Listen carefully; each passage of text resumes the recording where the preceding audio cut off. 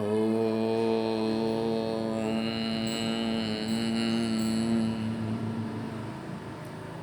ఓం శ్రీ గురుభ్యో నమః. 130వ పేజీలో యమము నియమం గురించి చెప్పుకున్నాం మనం. యమ నియమాల తర్వాత 3వ శ్లోకం, జ్ఞానలభ్యం పరం మోక్షం ప్రాహుస్తత్వార్థచింతకాః తజ్జ్ఞానం భక్తిమూలం చ భక్తి కర్మవతాం తథా.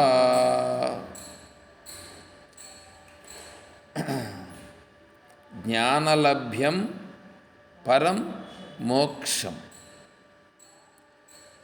ప్రాహుః తత్వార్థచింతకాః. తత్వార్థచింతకులు అంటే తత్వము తెలిసినటువంటి మహానుభావులు చెప్తున్నారు. తత్వం తెలిసిన మహానుభావులు ఏం చెప్తున్నారంటే, జ్ఞానలభ్యం పరం మోక్షం. మోక్షం కావాలంటే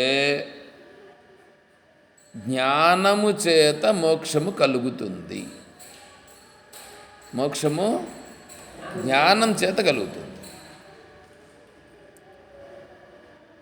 ఏ జ్ఞానం చేత అంటే బ్రహ్మజ్ఞానము చేత. మరి బ్రహ్మజ్ఞానము చేతనంటే మళ్ళీ బ్రహ్మజ్ఞానం అంటే బ్రహ్మ అంటే ఏది? ఆత్మజ్ఞానము చేత. ఆత్మజ్ఞానం అంటే బ్రహ్మజ్ఞానం అంటే బ్రహ్మజ్ఞానం అని అనుకుంటారు. నిన్నలా మొన్న ఒకతను మాట్లాడాడు. అతను ఏమన్నంటే, బుద్ధ భగవానుడు బోధి వృక్షం కింద కూర్చున్నాడు.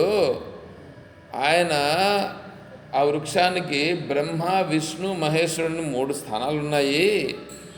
ఆయన బ్రహ్మస్థానంలో కూర్చున్నాడు కాబట్టి ఆయనకు బ్రహ్మజ్ఞానం కలిగింది అని అన్నాడు. నేను ఇంకా మాట్లాడేదానికి ఆ స్థానంలో మనం ఎందుకు మాట్లాడేదని మాట్లాడలేదు. నేనేమందాం అనుకున్నానంటే, సరే నువ్వు కూడా వెళ్ళి బ్రహ్మ స్థానంలో కూర్చో. ఇప్పుడు ఆయన ఎవరు? బుద్ధ భగవానుడు పోయి బ్రహ్మస్థానంలో కూర్చున్నాడు. అందుకని వారికి బ్రహ్మజ్ఞానం కలిగింది. మనకు బ్రహ్మజ్ఞానం కలగాలంటే ఇప్పుడు మనం ఏం చేయాలా? మనం కూడా బ్రహ్మస్థానంలో కూర్చుంటే నువ్వు చెప్పిన లెక్క ప్రకారంగా బ్రహ్మజ్ఞానం మనకు కూడా కలగల. కూర్చో.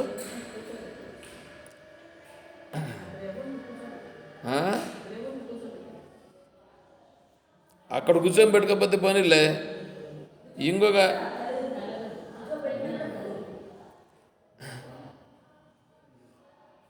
చాలే కూర్చున్నా బుద్ధ భగవానుడు ఎలా కూర్చున్నాడో అలా కూర్చోవాలి. సౌండ్ వస్తుందిగా.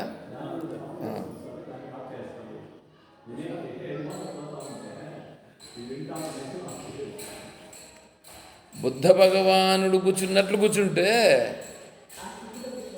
ఎక్కడ కూర్చున్నా కలుగుతుంది. అంతేగాని ఇట్లాంటి భావాలు ఉంటే కుదరదు.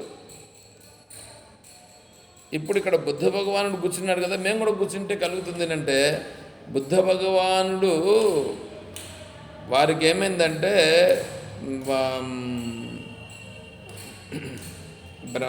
ఆయనకు స్వరూపస్థితి అనేది కలగలేదు. కలగకపోతే వారు లాస్ట్లో ఒక శబదం చేసి కూర్చున్నారన్నమాట. ఏమని? జ్ఞానం వా సాధయామి యా శరీరం వా పాతయామి. శరీరమన్నా పోవల్ల, లేదా జ్ఞానమన్నా కలగల్ల. జ్ఞానం కలుగుతుందా, శరీరం పోతుందా? ఏమన్నా కానీ అట్లా కూర్చున్నాడు అంతే. మళ్ళీ లేవలేదు. భిక్ష కన్నా పోయేవాడు ముందు, తర్వాత భిక్షకు కూడా వెళ్ళడం మానేశాడు. అట్లా వేసి కూర్చున్నాడు. ఆ తర్వాత వారికి స్వరూపస్థితి అనేటువంటిది బాగా దృఢమైనది. సరే, ఇప్పుడు మనకు మోక్షం కలగాలి అంటే అట్లా అట్లా కూర్చుంటే కలుగుతుందా అని అంటే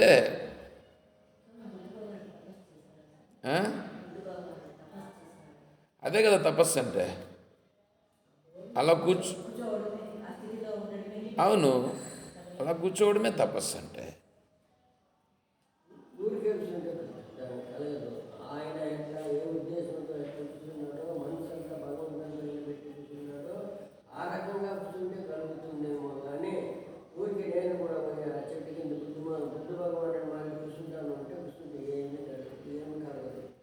అది నువ్వు ఆటికి పోయి కూర్చుంటేనే కాదు, ఈయన కూర్చుంటే కూడా నీకు కలుగుతుంది. అట్లా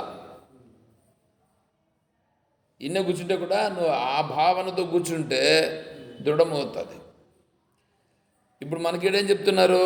జ్ఞానలభ్యం పరం మోక్షం. మోక్షం కలగాలంటే జ్ఞానము చేత కలుగుతుంది. మరి ఇప్పుడు బుద్ధ భగవానుని యొక్క ప్రస్తావన వచ్చింది కదా. బుద్ధ భగవానుడు చేసినట్లుగా చేస్తే కలుగుతుందా కలగదా? ఇక్కడేమో జ్ఞానం చేత మోక్షం అంటున్నారు, మరి అక్కడేమో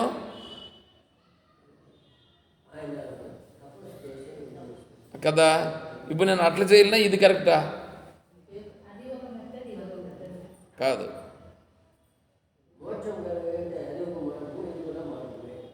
కాదు, ఇట్లా కాదు.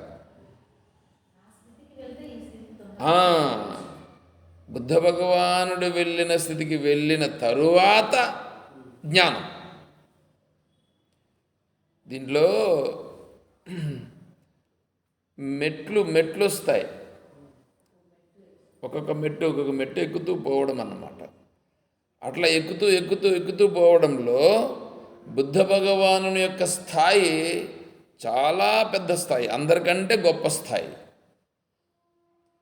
క్రమతే నహి బుద్ధస్య జ్ఞానం ధర్మేషు తాయినః సదా ధర్మస్తదా జ్ఞానం నైతద్బుద్ధేన భాషితం.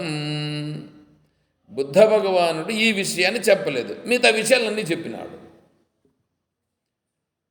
గౌడపాదాచార్య స్వామి వారు చెప్తున్నారు. అంటే బుద్ధ భగవానుడు ఎంతవరకు చెప్పాలని అంతవరకు చెప్పేశారు, కానీ ముఖ్యమైనటువంటి ఫైనల్ అయినటువంటి స్థాయిని మాత్రము వారు చెప్పలేదు. క్రమతే నహి బుద్ధస్య జ్ఞానం ధర్మేషు తాయినః. జ్ఞానం అనేటువంటిది ఏదుందో అది సర్వము ఉన్నటువంటిదే.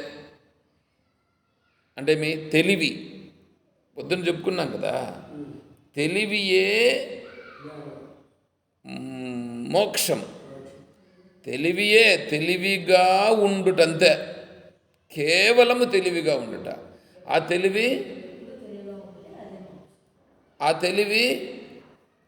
మోక్షాన్ని ఇస్తుంది. తెలివి కలుషితం కాకుండా ఉండాల.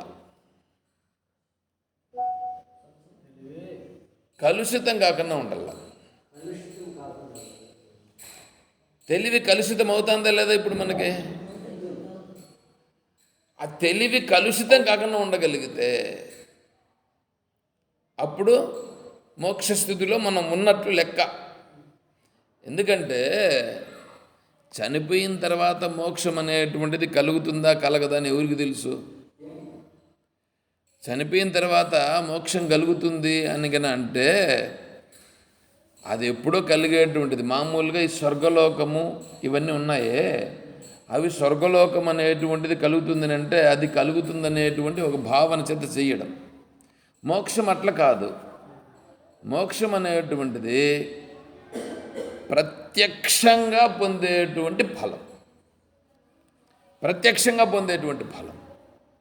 స్వర్గం పరోక్షంగా పొందే ఫలం. పరోక్షంగా అంటే ఎప్పుడో ఎక్కడో దూరంగా ఉంది, మనకు కనిపించుట లేదు. మోక్షం అట్లా కాదు. మోక్షం ఏమిటి? ప్రత్యక్షంగా ఇక్కడే ఇప్పుడే పొందేటువంటి ఫలం. ఓం. కాబట్టి ఇప్పుడే ఇక్కడే ప్రత్యక్షంగా పొందేటువంటి ఈ ఫలమును ఇది కాదని ఇంకెక్కడో ఉంది, ఎలాగో ఉంది అనేటువంటిది ఉందే, స్వర్గఫలము లాంటిది కాదు. స్వర్గఫలము లాంటిది అని చెప్తారు, అది శాస్త్ర అంగీకారం కాదు. ఎందుకంటే ఇప్పుడేమన్నారు, జ్ఞాన లభ్యం, జ్ఞానము చేత లభించేటువంటిది.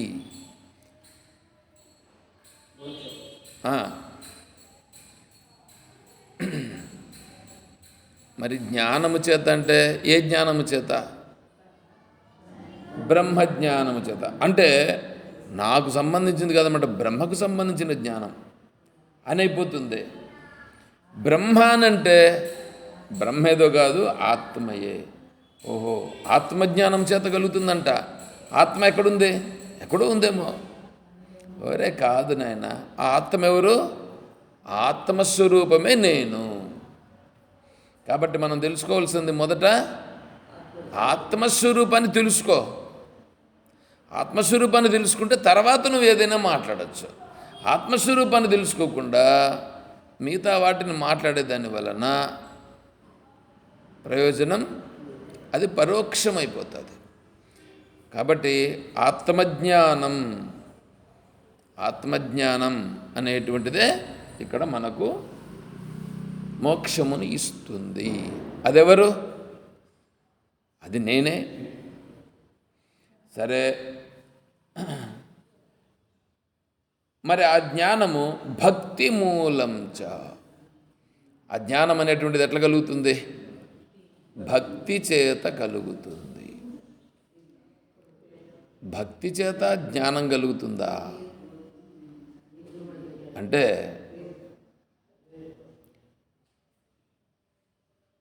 భక్తి అనేటువంటి దాన్ని ఇక్కడ ఎలా తీసుకోవాలంటే,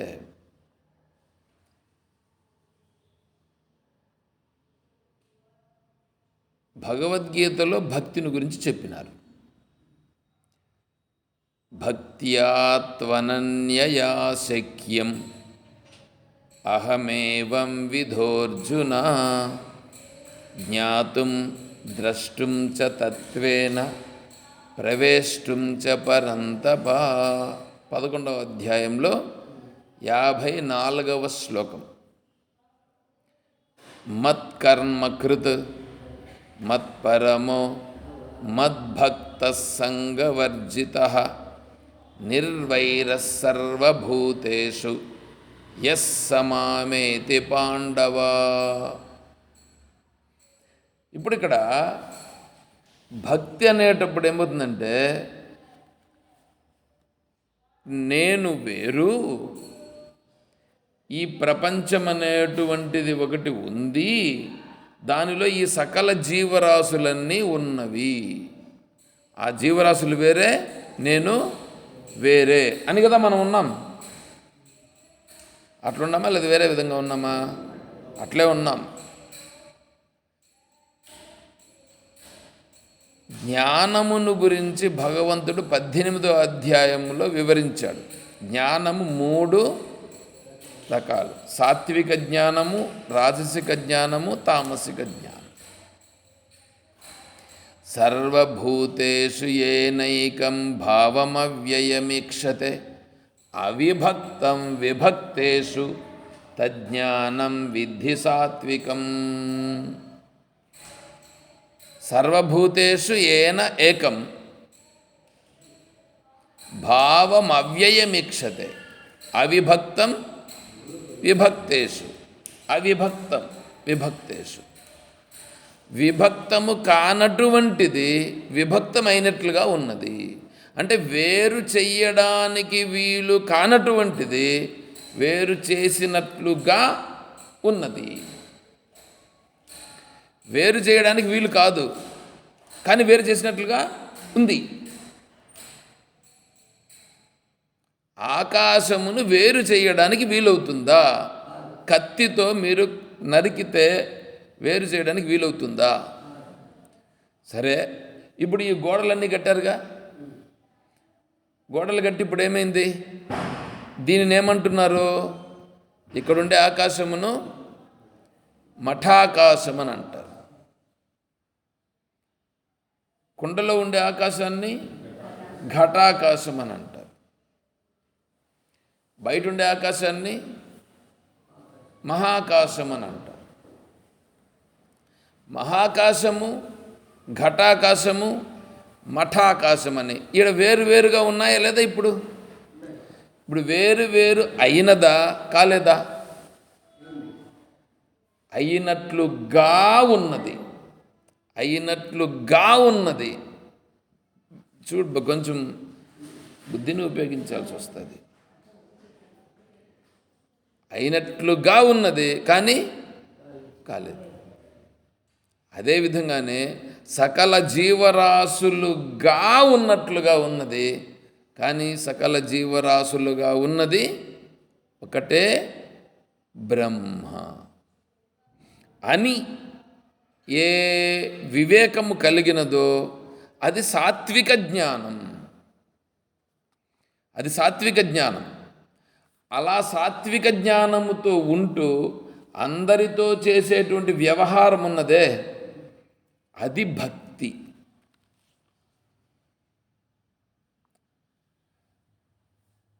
అది భక్తి అవుతుంది. అంటే ఇప్పుడు భక్తి అంటే ఏమిటి? ఇప్పుడు మనుషులతో మాట్లాడేటప్పుడు మనిషితో మాట్లాడుతున్నామా లేకపోతే ఈశ్వరునితో వ్యవహారం చేస్తున్నామా? అంటే మనిషితో మాట్లాడుతున్నామనంటే జీవభావన, ఈశ్వరునితోనే నేను వ్యవహారం చేస్తున్నాననే భావన ఉంటే అది బ్రహ్మభావన. వాళ్ళతో చేసే వ్యవహారాలన్నీ ప్రేమగా, ప్రేమ అంటే ప్రేమించడం అంటే మోహవేశపు ప్రేమ కాదు, ఆత్మస్వరూపమైన ప్రేమ. ఆత్మస్వరూపమైన ప్రేమ అంటే నిష్కల్మషమైన ప్రేమ. నిష్కల్మషం. నువ్వు వేరు, నేను వేరు, వాళ్ళు వేరు, వీళ్ళు వేరు అనేటువంటి భావన కాదు. ఇక్కడ అంతటా ఉన్నటువంటిది బ్రహ్మస్వరూపమే అలా వేరుగా ఉన్నది అని చూచుట, అలా వ్యవహారము చేయుట, అది నిజమైన ప్రేమ. ఆ ప్రేమతో వ్యవహారము చేయుట నిజమైన భక్తి. అద్వేష్ట సర్వభూతానాం మైత్రః కరుణ ఏవ చ నిర్మమో నిరహంకారః సమ దుఃఖ సుఖః క్షమి. ఈ లక్షణాలు ఎవరివే? భక్తుని లక్షణములు. భక్తుని లక్షణాలు ఇవే. అంటే నిజమైన భక్తుడెవరు అని భగవంతుడు చెప్తున్నాడు. నిజమైన భక్తుడు ఇలా ఉంటాడు. ఎలా? అద్వేష్ట సర్వభూతానాం, ఏ ప్రాణిని ద్వేషించడు. మైత్రః, మిత్రత్వ భావనతో ఉంటాడు. కరుణ ఏవ చ, కరుణతో ఉంటాడు. నిర్మమ, నాది అనే భావన లేదు. నిరహంకార, నేను అనే అహంకారము లేదు. సమ దుఃఖ సుఖ, దుఃఖమునందు సుఖమునందు సమత్వ భావన. ఉదయం చెప్పుకున్నాం, దుఃఖమునందు సుఖమునందు సమత్వ భావన ఎలా అనేటువంటి విషయం. క్షమి అంటే ఓర్పు, క్షమా, తితిక్ష. శాస్త్రజ్ఞానపూర్వకమైనటువంటి తితిక్ష కలిగి ఉండుట. ఇవి కలిగి ఉండుట నిజమైన భక్తుని యొక్క లక్షణములు. ఇది నిజమైన భక్తి.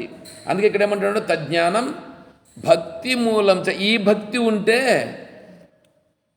ఈ భక్తి వస్తే వాడికి జ్ఞానం కలగడం చాలా తొందరగా కలుగుతుంది.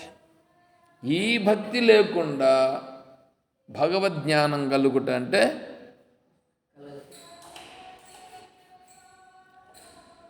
ఆ భక్తి కలగాలంటే, అటువంటి భక్తి కలగాలంటే కర్మవతాం తథా, కర్మచేత కలుగుతుంది. కర్మచేతనంటే నా కర్మ అంటే ఆ కర్మనా? ఆ కర్మ కాదు.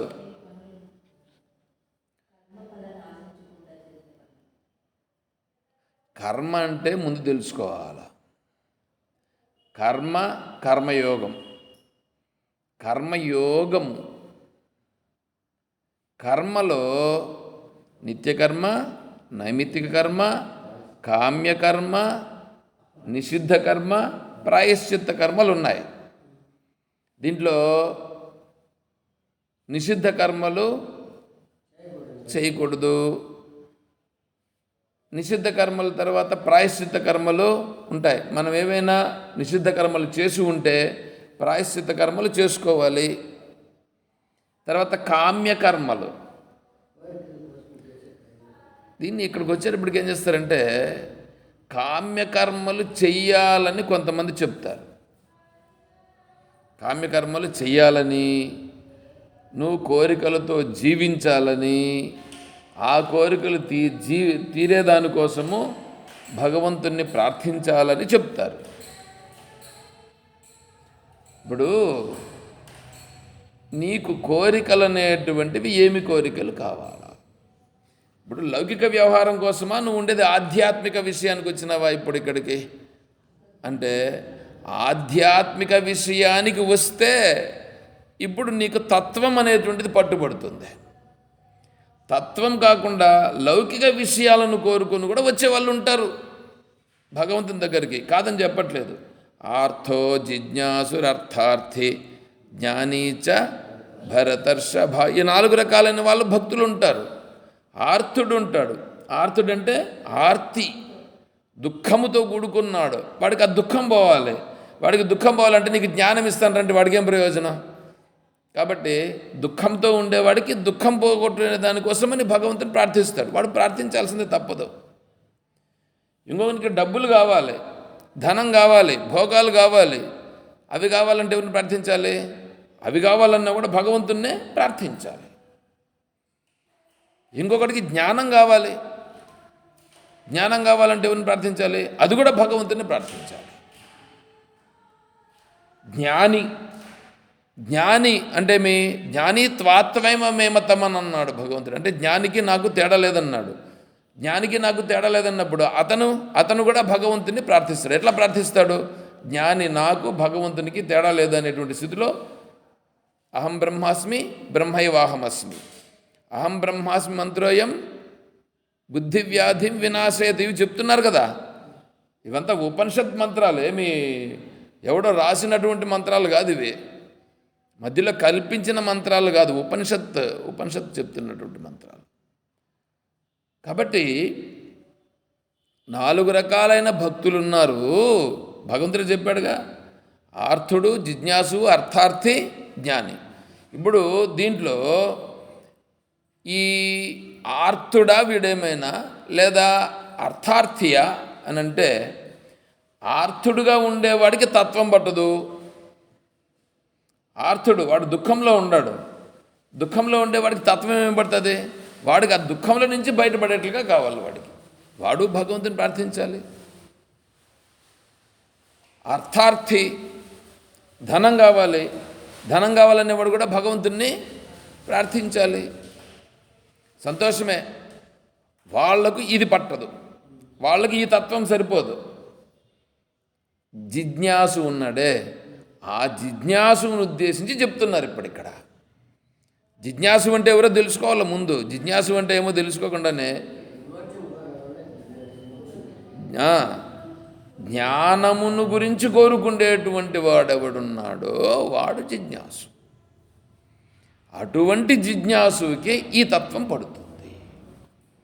వాడికి చెప్తున్నటువంటిది ఇప్పుడు తత్వం.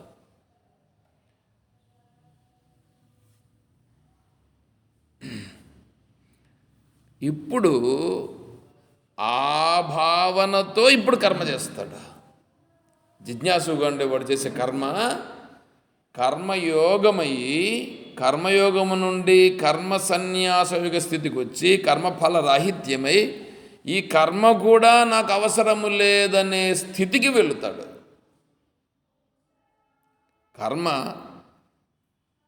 ఆ కర్మ ఏం చేస్తుంది? కర్మ మనలను మనస్సులో వచ్చి చేరుకుంటుంది కదా. మనసులో కర్మ ఫలాన్ని కోరుకుంటుందా లేదా? కర్మఫలం అనేటువంటిది మనసులో ఉందా లేదా? ఆ కర్మఫలం అనేటువంటిది నీ మనస్సులో పడి నీ మనస్సును లాగేస్తూ ఉందా లేదా వెనుక్కు? కర్మఫలము నీ మనస్సులో పడి కర్మఫలము వలన నీ మనస్సులో స్వరూప భావన లేకుండా ఆత్మభావన లేకుండా నిన్ను లాగేస్తూ ఉన్నప్పుడు కర్మఫలం ఇప్పుడు అడ్డంకి అయిందా లేదా? కలుషితమైనటువంటి తెలివిని చెప్పుకున్నాం కదా ఇప్పుడే. ఆ ఫలం అనేటువంటిది ఇప్పుడు నిన్ను కలుషితంగా చేస్తుందా లేదా? ఫలము కలుషితంగా చేస్తూ ఉంది. అప్పుడు ఏం చేయాలి? ఇప్పుడు ఆ ఫలము పైన భావన విడిచిపెట్టి భగవంతుని పైన భావన పెట్టుట. భగవంతుని పైన భావన పెట్టాలనంటే, ఫలం పైన నాకు భావన వద్దు అనాలంటే భగవంతుని గురించి ముందు నీకు తెలియాలి.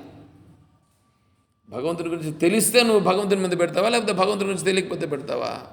భగవంతుడు అంటే ఎవరు, ఎలా ఉంటాడు, ఏ విధంగా ఉంటాడు, ఏమిటి అనేది ముందు తెలియాలి. అలా తెలుసుకోవాలి. తెలుసుకున్నప్పుడు ఇప్పుడు వీడు చేస్తాడే కర్మ. ఇప్పుడు వీడు చేస్తాడు కర్మ ఉందే, అదేం చేస్తుంది? వీడు చేసే కర్మ అంతా భగవద్భావన రూపమైనటువంటి కర్మ అవుతుంది. ఫలాభిసంధి రహితంగా ఉంటుంది. అంటే ఫలమును కోరుకోకుండా కర్మ చేయడం జరుగుతుంది. అయితే రావాల్సింది వస్తూ ఉంటుంది. దానికి ఫలమును కోరుకోకుండా అంటే ఫలమే వద్దా అని అంటే బయట నుంచి వచ్చేటువంటి ఫలం ఏదో అది వస్తూ ఉంటుంది, అది జరుగుతూ ఉంటుంది.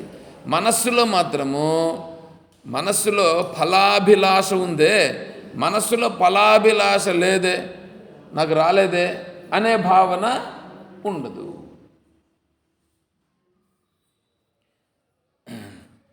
జనవరిలో డిఏ పెరుగుతుందంట.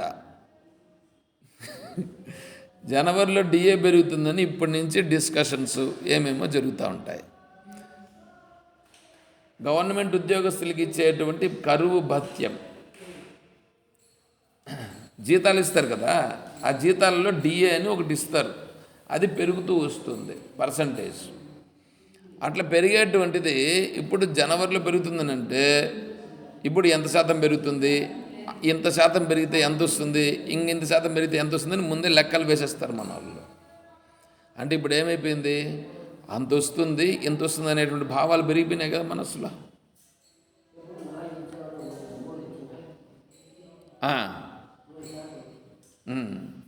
4% ఇచ్చేవాళ్ళు 3% ఇచ్చినట్టు 1% తగ్గిపోయిందని ఉండదు చూడు. ఇప్పుడు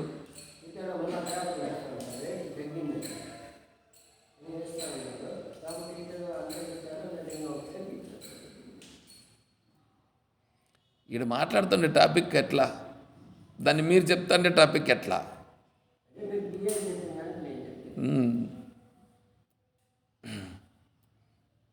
మాట్లాడే టాపిక్కి డిఏ గురించి మాట్లాడుతున్నాము, మీరు డిఏని గురించి చెప్తున్నారు నాకే. నేను డిఏని ఎందుకు చెప్తున్నాను? డిఏ పైన ఫలము పైన ఆపేక్ష చేత చెప్తున్నాడు. ఆ ఫలము పైన మనస్సులో భావన లేదు అని నేను చెప్తున్నా. మీరేం చెప్తున్నారు? అంటే మీరు ఇంకా దాన్ని ఏం చేస్తున్నారు? ఫలం పైన భావన కలిగిస్తూ ఉన్నారు. మీరు కలిగిస్తున్నారు. నేనేం చెప్తున్నాను? దాన్ని తొలగించే దానికోసం నేను ట్రై చేస్తా అంటే మీరు ఎత్తుకొని వచ్చి రుద్దేదానికి ప్రయత్నం చేస్తూ ఉన్నారు. చూడండి ఎట్లా ఉందో. అందుకే జిజ్ఞాస అనేది కలగాల.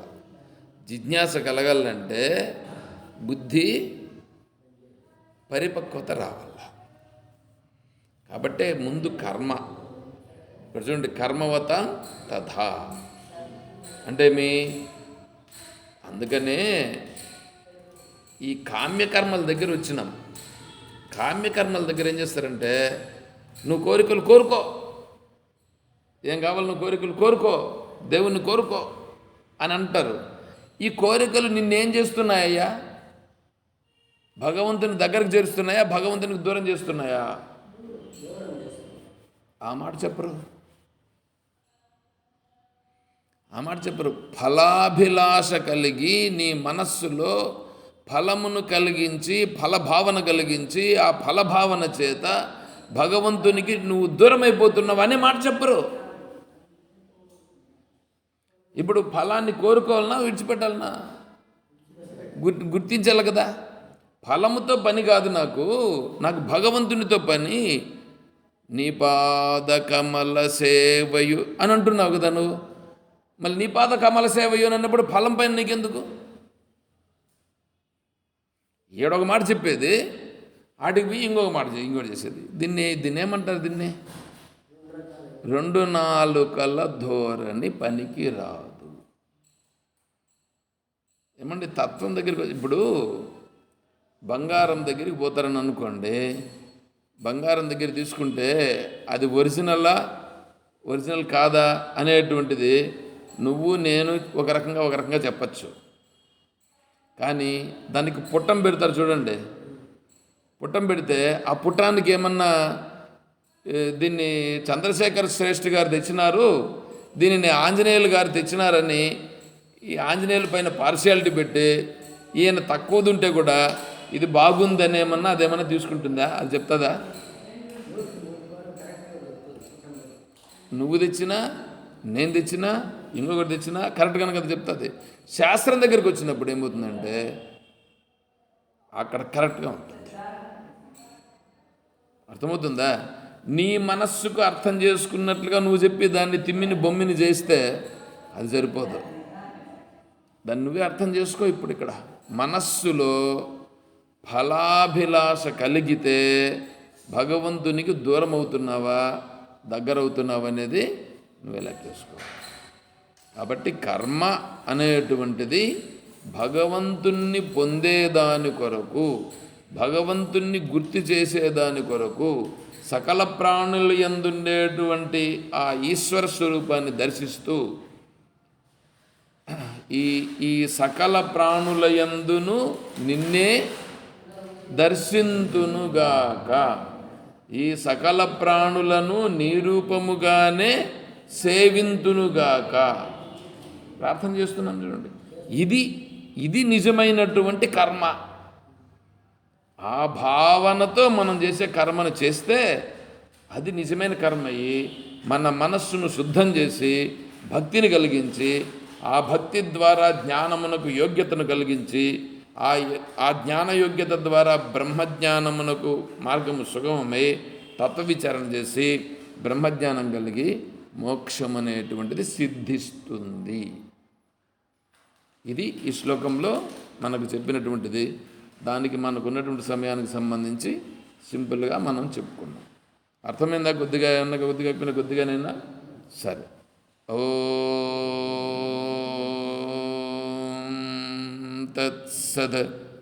ఓం సర్వం శ్రీ సద్గురుచరణారవిందార్పణమస్తు. ఓం జై బోలో శ్రీకృష్ణ పరమాత్మకి, జై బోలో గీతా మాతాకి, జై బోలో భక్త మండలికి. హర నమః పార్వతీపతయే. జై సీతారాం. హరి ఓం.